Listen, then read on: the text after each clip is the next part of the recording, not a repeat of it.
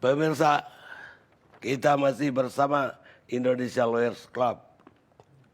Sekarang giliran anggota DPR dari Partai PAN, Saleh Partawanan Daulay. Silakan Pak Saleh.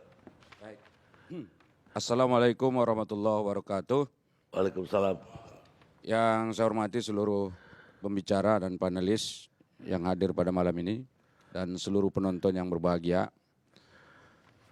Ini persoalan vaksin ini, Bang Karni, sebetulnya adalah persoalan yang krusial sekali. Menurut saya terutama di mata pemerintah. Kenapa? Karena pemerintah itu kelihatannya berkeinginan sekali agar kita bisa menyelesaikan persoalan COVID-19 di Indonesia secepat mungkin. Kalau saya lihat, mulai dari pembentukan Komite Penanganan COVID-19 di Indonesia, kelihatan sekali kalau pemerintah itu sebetulnya aspek pemulihan ekonomi itu sama mulianya dengan aspek pemutusan mata rantai penyebaran virus COVID-19 itu. Maka karena itu dari komite terakhir organisasi terbaru yang dibentuk pemerintah itu, komite kemudian ada Satgas untuk penanganan COVID-19 bidang kesehatan dan ada Satgas Pemulihan Ekonomi Nasional. Nah karena itulah maka pemerintah menurut saya memang berkepentingan besar untuk segera memutus mata rantai penyebaran virus ini. Tetapi khusus untuk vaksin ini, saya melihat bahwa ada kejanggalan dan persoalan menurut saya. Pertama, ini sebetulnya penanggung jawab pengadaan vaksin di Indonesia ini dan seluruh proses vaksinasinya itu sebetulnya siapa? Saya mau lihat ini, pertama kalau kita tanya apakah ketua komitenya? Karena ketua komitenya juga bicara ini di publik terkait dengan ini. Kemudian yang kedua, apakah ketua hariannya? Dalam hal ini Pak Erick Thohir, atau Menteri Kesehatan, atau bahkan Pak Luhut. Karena ini semua para pejabat ini bicara ini. Nah, saya melihat bahwa ada banyak pernyataan-pernyataan di media yang menyebabkan pertanyaan-pertanyaan yang saya sampaikan tadi menjadi sangat aktual. Kalau saya lihat tadi foto-foto yang ditampilkan tadi Bang Karni, ini sebetulnya kurang satu foto lagi, mestinya ada foto Pak Erlangga itu. Kalau yang lain tadi nggak masuk kan, jadi mestinya foto Pak Erlangga itu masuk. Justru beliau itu yang mestinya paling utama ini loh yang foto ini saya lihat kurang satu lagi itu. Nah kalau kita lihat di sini, pernyataan-pernyataan yang muncul tadi, saya sudah konfirmasi juga tadi dengan Profesor Gusdin ya, yang dari Bandung tadi. Itu di sana kan kelihatan bahwa awalnya itu pemerintah mengatakan kita akan vaksinasi Januari. Ya, pada saat kita kerjasama atau MOU dengan Sinovac. Kemudian pemerintah menjelaskan ke Komisi 9 bahwa nanti kita akan vaksinasi rakyat Indonesia ini pada bulan Januari. Kemudian nggak tahunya itu beberapa saat kemudian itu berubah. Ada yang menyatakan kita akan vaksin bulan November. Ini bisa dicek digital recordnya tuh, ada itu. Ternyata sampai hari ini vaksinnya belum ada Bang Karni. Berarti kan kalau misalnya hari ini tanggal 27, kemudian ada rencana kita melakukan vaksinasi pada bulan November, berarti itu tidak benar bahwa itu akan terjadi vaksinasi itu. Kenapa? Karena barangnya nggak ada, mau disuntikan apa. Kemudian yang berikutnya, kita juga mendengar bahwa pemerintah sekarang melakukan kerjasama dengan beberapa perusahaan-perusahaan industri vaksin. Kemarin kan industri yang bekerja sama dengan kita itu Sinovac dengan Bio Farma, kita dukung itu. Karena pemerintah sudah menjelaskan kepada kita. Belakangan kita mendengar sudah kerjasama dengan Sinopharm, CanSino, kemudian ada AstraZeneca. Dan belakangan ini untuk khusus AstraZeneca ini ada yang menyatakan bahwa ini kita sudah enggak kerjasama lagi atau perjanjiannya batal. Lalu setelah itu hari ini muncul lagi, bukan dibatalkan, tapi belum diputuskan. Itu beda tuh. Kalau dibatalkan berarti kan enggak kerjasama. Tapi kalau belum diputuskan berarti nanti diputuskan lagi apakah lanjut atau tidak. Setelah saya baca di media internasional tadi, saya baca media Inggris, ternyata hari ini AstraZeneca itu mengeluarkan klaim bahwa hasil penelitian mereka uji klinis tahap kedua mereka menyatakan bahwa vaksin yang akan mereka produksi itu kompatibel, sangat pas untuk semua umur dan semua usia. Jangan-jangan karena sudah kelihatan mau berhasil nih AstraZeneca, ya sudah kita ganti lagi. Berarti belum diputuskan, bukan dibatalkan. Ini adalah pernyataan-pernyataan yang menurut saya membuat masyarakat ini justru tadi munculnya kecemasan tadi itu. Ya kan? Untuk kerjasama dengan perusahaan-perusahaan pun kita tidak terencana. Ya kan? Tidak terencana. Mana yang betul-betul akan kita jadikan sebagai mitra kita untuk pengadaan vaksin ini, mana yang betul-betul untuk kita akan melakukan tindak lanjut untuk memproduksi besar-besaran bagi kepentingan masyarakat kita. Cuman anehnya begini, ini kemarin ada salah seorang wali kota, saya sebut saja wali kotanya adalah wali kota Bogor, karena kebetulan beliau adalah dari fraksi, dari partai kami, dari PAN, Pak Bima. Dia telepon saya bertanya, Pak Saleh, ini saya diminta untuk menentukan masyarakat yang akan divaksin. Dia sebut tuh, saya diperintah untuk mencari tenaga medis sekian, masyarakat yang berusia dari antara sekian sampai sekian orang, dan seterusnya. Dia bertanya kepada saya, apakah betul ini kita akan segera melakukan vaksin? Saya tanya, siapa yang menyuruh Pak Wali Kota untuk menyiapkan orang-orang ini? Dia menyebut nama salah seorang menteri. Makanya saya katakan tadi, ada di dalam foto yang tadi itu, tapi nggak usah saya sebut namanya. Dia bilang saya diminta untuk menyiapkan orang-orang ini. Saya tanya, kapan akan dilakukan vaksin itu? Disebutnya November. Berarti ini kan ada perbedaan pernyataan dengan kenyataan yang ada di lapangan. Saya tidak yakin kalau pemerintah bisa melakukan vaksin itu, apalagi tadi penjelasan yang saya tanya tadi, bahwa nanti andai kata berhasil pun uji klinis tahap ketiga itu enggak langsung produksi. Artinya hanya produksi dulu, nanti berapa lama sudah jadi baru diadakan vaksinasi. Tadi Bang Karni, sebelum ke sini saya menelpon salah seorang pejabat Kementerian Kesehatan terkait dengan tema kita ini. Saya katakan, Pak, itu kenapa kok AstraZeneca ini seperti ini? Dia mengatakan sebetulnya ya yang kita lakukan dengan AstraZeneca itu masih letter of intent. Hanya membuat surat pernyataan berkeinginan untuk melakukan kerjasama dengan AstraZeneca. Artinya kalau dalam fikih itu, dalam masyarakat itu namanya bab niat. Jadi itu belum ada kerja apa-apa, baru bab niat saja.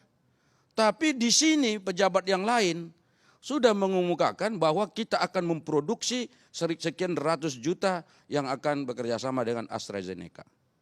Ini kan berarti ada persoalan-persoalan ini. Karena itulah makanya kalaupun ada harapan bahwa vaksin itu akan bisa cepat terwujud di Indonesia, harapan itu sampai kapan itu akan terwujud? Karena ini kan kelihatan ini. Tadi kalau misalnya dengan Sinopharm belum jelas bagaimana bentuk kerjasamanya. CanSino belum jelas bagaimana bentuk kerjasamanya. AstraZeneca masih letter of intent yang ada. Lalu mana yang paling pasti? Yang paling pasti menurut saya yaitu tadi. Sinovac itu pun kalau berhasil. Apalagi tadi penjelasan Prof tadi saya kira agak meyakinkan lah, cukup meyakinkan. Dan kita harapkan, kita doakan supaya itu bisa berjalan dengan baik. Itu bagian pertama Bang Karni yang ingin saya sampaikan. Kemudian yang kedua, saya ingin mempersoalkan sebetulnya. Ini kan kita ini sudah mau vaksin di negara kita nih. Ya kita udah oke, pokoknya kita mau vaksin segera. Bahkan ada yang mengeritik jangan terburu-buru, jangan tergesa-gesa. Tapi kita yang penting nih segera. Walaupun Presiden tadi ngomong, ya kalau kita lihat di dalam rapat terbatas yang dimasukkan di YouTube itu kan Presiden kan jangan tergesa-gesa, hati-hati. Dan ada banyak nasihat disampaikan di situ. Tetapi faktanya tetap tergesa-gesa sebetulnya. Kan kelihatan ini, seakan dipaksakan supaya kita segera untuk melakukan vaksin ini. Tetapi pertanyaan saya Bang Karni berkenaan dengan ini adalah, kalau misalnya Indonesia segera mau melaksanakan vaksinasi, pertanyaan saya, tunjukkan dulu kepada saya negara mana di dunia ini yang sudah berhasil melakukan vaksinasi untuk rakyatnya secara total. Apakah betul Cina sudah melakukan itu? Apakah betul Cina berhasil misalnya memutus mata rantai penyebaran virus ini karena vaksin? Atau bukan karena dulu mereka lockdown? Jangan-jangan karena mereka lockdown penyakitnya hilang. Atau apa? Apakah sudah ada studi seperti itu? Saya nggak tahu.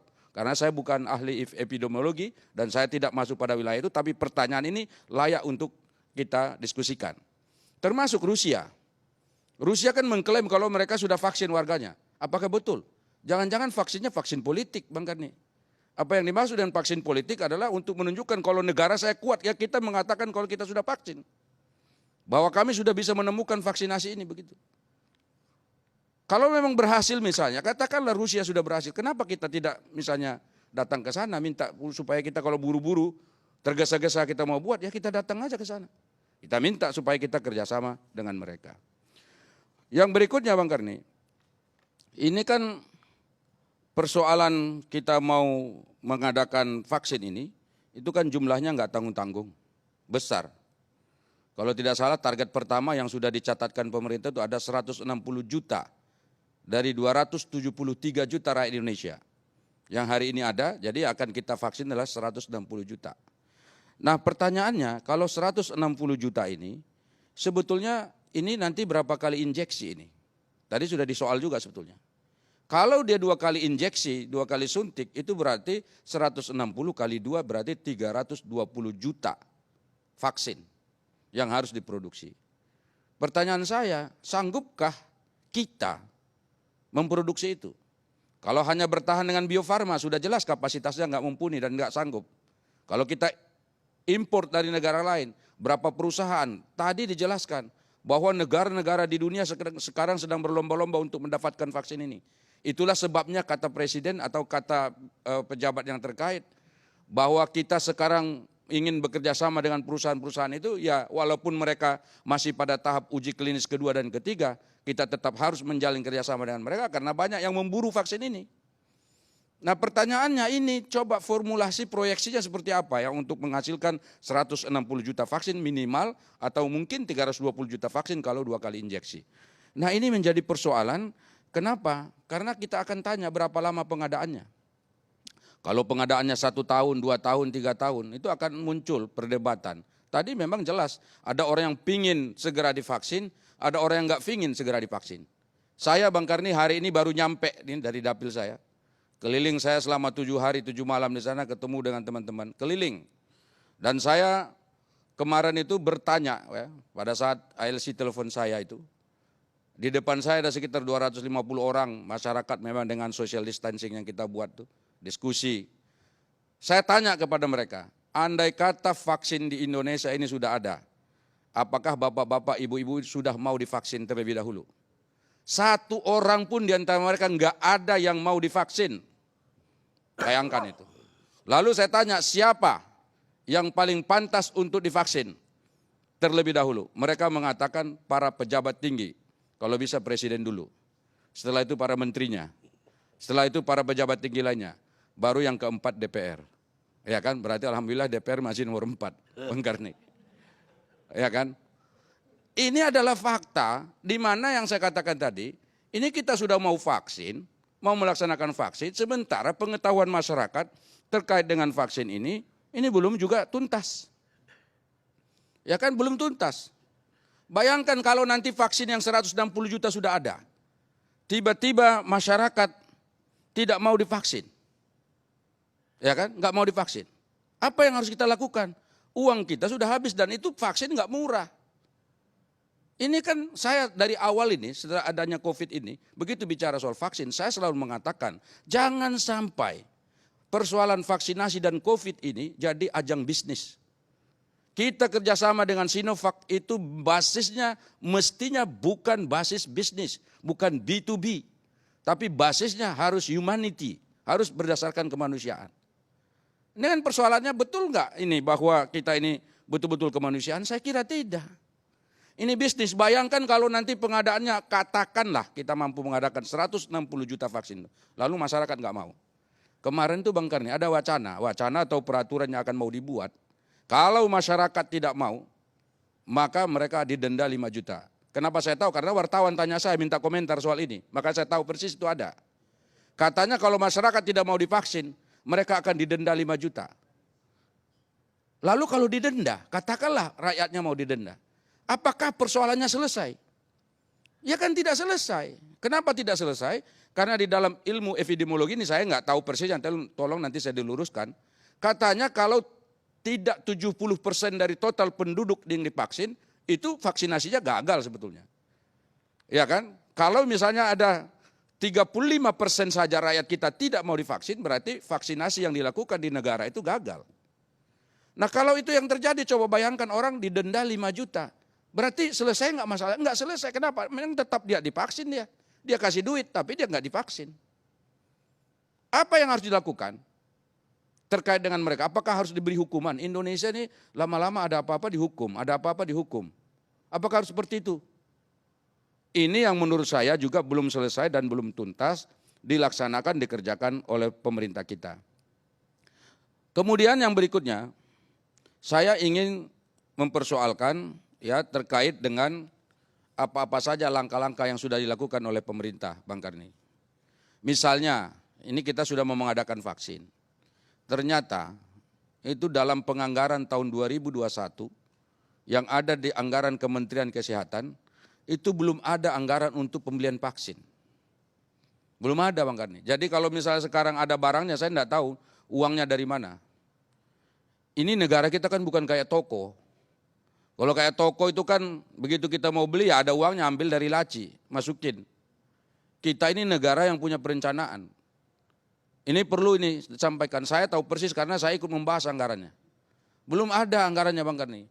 Mungkin nanti bisa dari BABUN dan seterusnya, tapi mesti yang seperti ini harus disampaikan kepada kita. Minimal kami yang ada di DPR itu mesti diberitahu bahwa nanti kalau ada vaksin itu kita akan beli pakai uang apa. Supaya ada pertanggungjawaban dan kalau masyarakat bertanya kepada kami, itu kami bisa menjawab.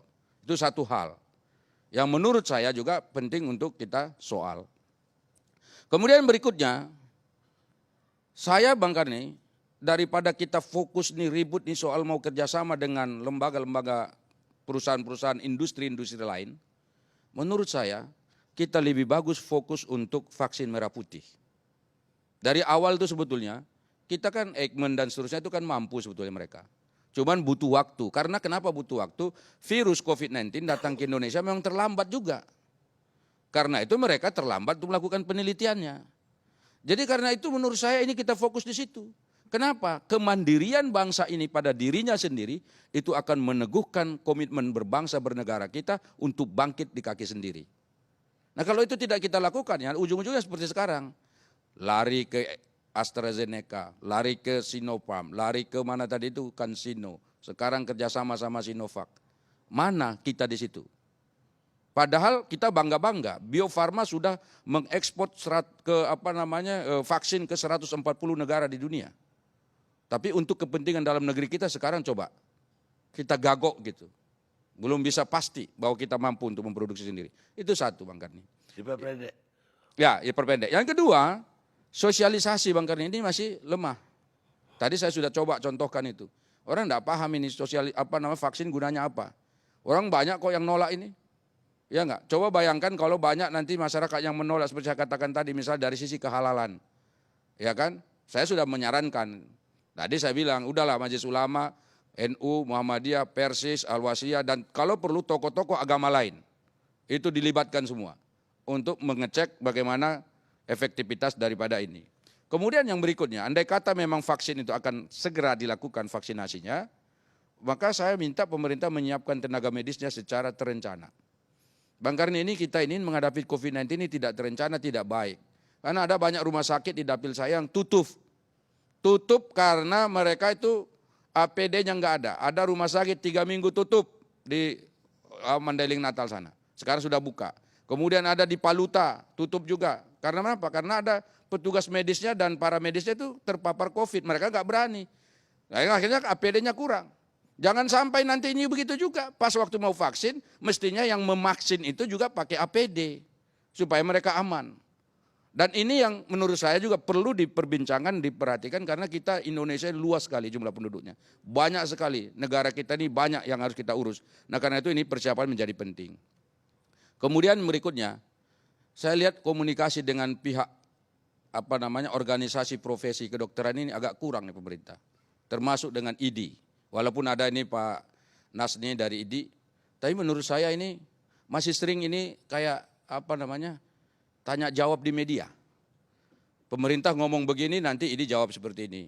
Pemerintah ngomong begini, artinya apa? Kelihatannya memang organisasi profesi seperti ini belum diajak untuk diskusi secara serius. Coba contohnya misalnya, itu ID kan nggak mau itu tergesa-gesa ini pelaksanaan vaksin itu udah ada pernyataannya. Berarti kan diskusi soal pelaksanaan vaksin ini belum sampai menyentuh kepada mereka. Yang terakhir Bang Karni, karena saya diminta supaya cepat, yang terakhir begini. Vaksin ini ada atau tidak ada, ya tetap saja kita berharap bahwa vaksin segera ada supaya rakyat kita bisa divaksin dengan baik.